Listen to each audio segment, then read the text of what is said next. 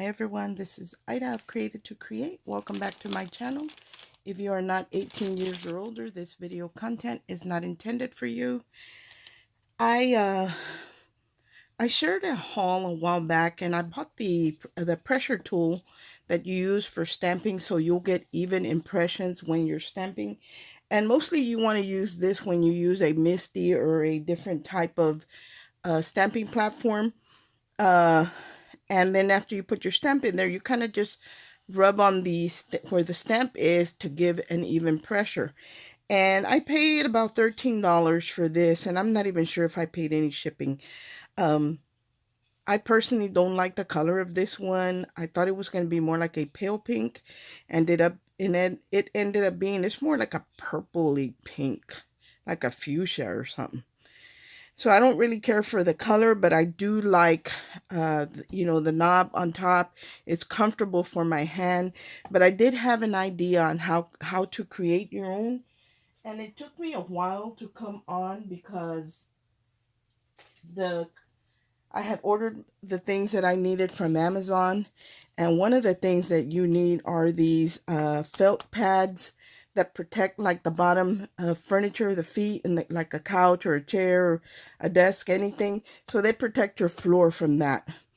So I ordered some 2-inch ones thinking that was going to be big enough because I could only find a knob. I also ordered this knob from Amazon. This took a while to come in. The pads came in right away. This took 2.5 to 3 weeks to come in, so it did take quite a while.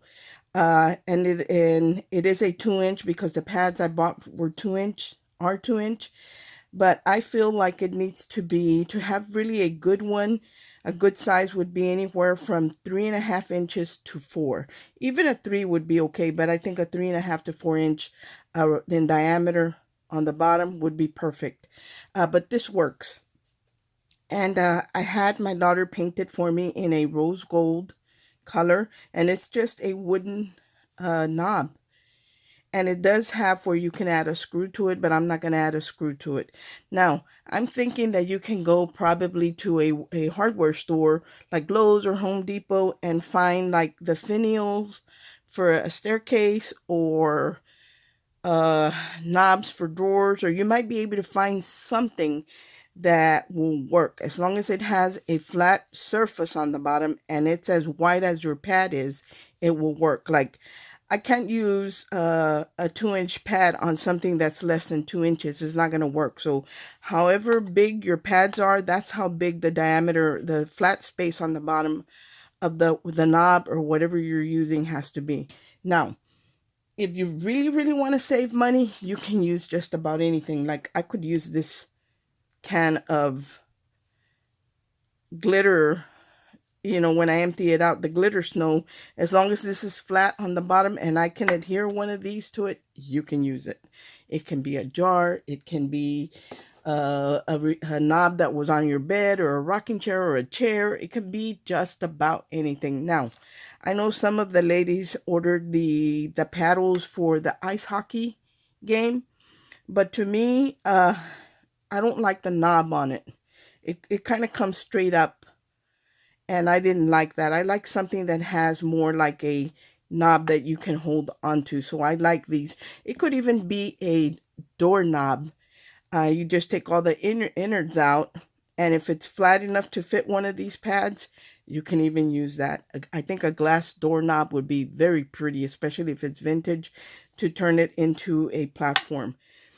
But this is what I found, so this is what I'm going to use to make it. Again, I will link the pads that I picked up, and I will link other sizes because they do come in different sizes.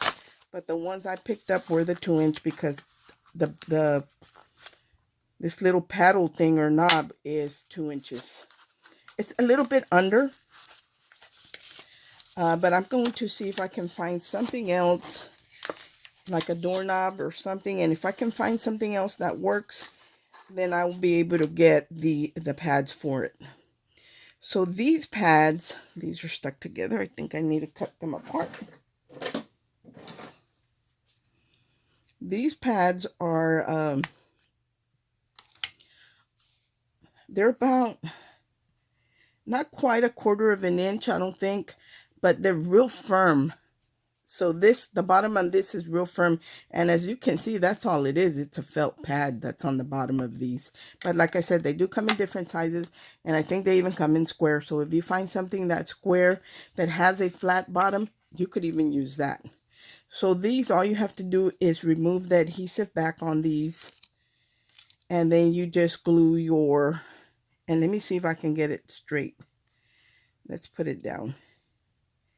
And I'm going to see if I can get it really, really straight, guys, because these pads are a little bit wider. Yeah, it's about centered. It's a little bit wider than the little knob that I got, but it's okay. It works. So now I have a stamp pressure tool for my platform, and I will share with you. Let me put this one back in the package because I don't need it. I'm sure I'll use these for other projects. Let me put this in the garbage. So I'm going to share with you how you would use these. I have a little stamp platform here that my friend Meg gifted me from her collection because she wasn't using it. So what you would do is you would put your paper in here, you would put the stamp on there, and then you would close the lid after you had your stamp on there. And to apply pressure, all you do is rub over the area where you have the stamp.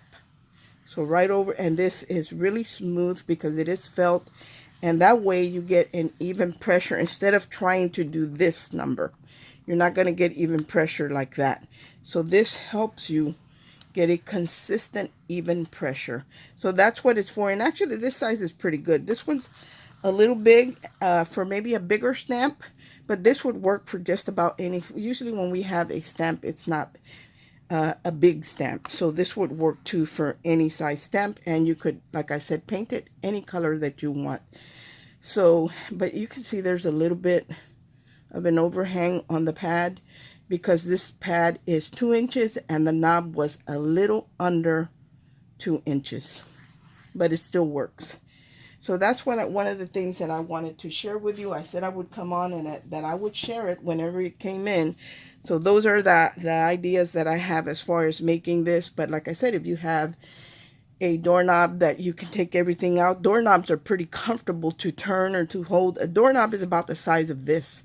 So that would work great. If you had a jar, if you had a lid to a beautiful perfume bottle that you didn't want to throw away the bottle, the perfume's gone, but the lid on it is so pretty, you could use that. You could use just about anything, guys. And for a few dollars, you could make yours without. And you could do it right away. You wouldn't have to wait for the shipping, for it to come in, or pay shipping or anything like that. But that's what the idea that I had for that. And then I did create a card a while back. I hauled the Anna Griffin sleigh die, the Santa sleigh die, and I hadn't had a chance to use it, but I did play with it.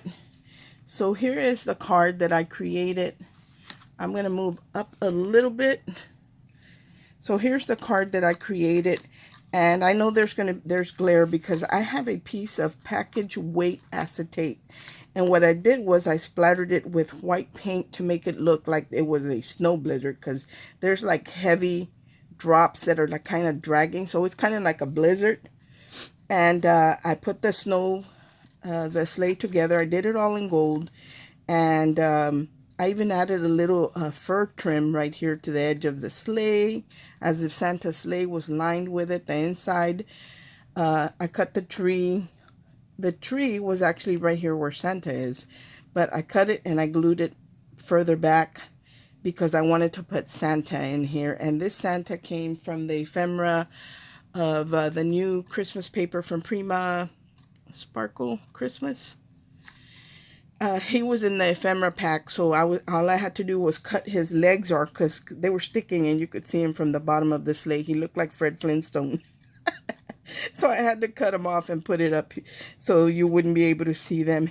Here's the little wreath die that it came with. It comes with the tree, the gifts, the wreath. So it comes with all these dies, and I just used it with the Prima paper. The flower I have here is one I picked up at Tuesday morning a couple years ago, and all I did was add the glass glitter. I left it white.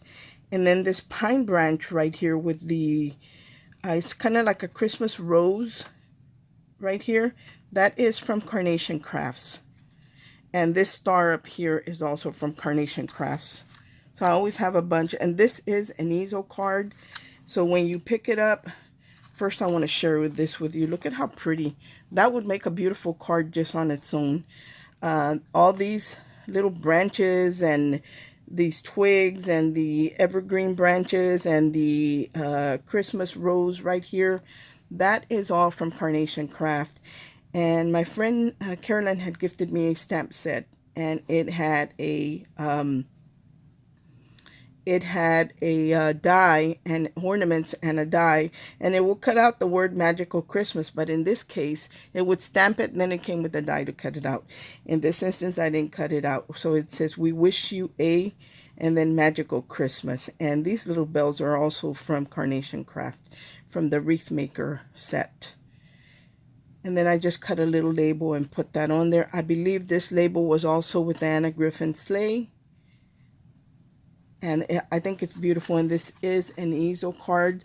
So this would stand up. Let me show it to you like this. So this would stand up. This is what you would see. And then you would see, let me put something with a colored background. So because I want you to see the snow, and I'm not sure if you can see it. But I'll add a background to it. See the snow on the acetate? So it looks like it's a blizzard and that Santa is in the sky somewhere, because you see the star right there. And I did use, like I said, package acetate. And my old oblong is not really a perfect cut because I kind of just freehanded it.